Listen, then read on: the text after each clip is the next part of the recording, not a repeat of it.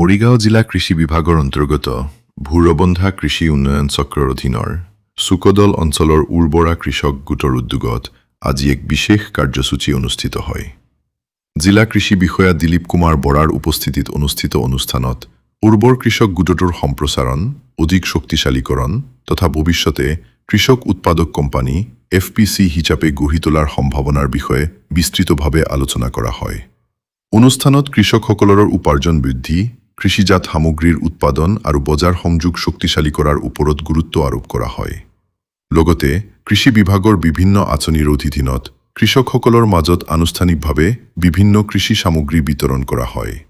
এই উপলক্ষে কৃষকসকলক উন্নত জাতৰ মাটিমাহৰ বীজ, মৰুৱা ধানৰ বীজ, তিলৰ বীজ, পিঠাগুৰি খুন্দা যন্ত্ৰ, কেঁচু সাৰৰ বেড, ড্ৰেগন ফলৰ পুলি, ঘাঁহৰ বীজ আৰু বিভিন্ন কীটনাশক আদি বিতৰণ কৰা হয়। অনুষ্ঠানত মৰুৱা ধানৰ সম্প্ৰসাৰণ, ইয়াৰ চাহিদা আৰু কৃষকৰ বাবে থকা লাভালাভ তথা বজাৰ সংযোগৰ সম্ভাৱনাৰ বিষয়ে বিশদভাৱে অৱগত কৰা হয়।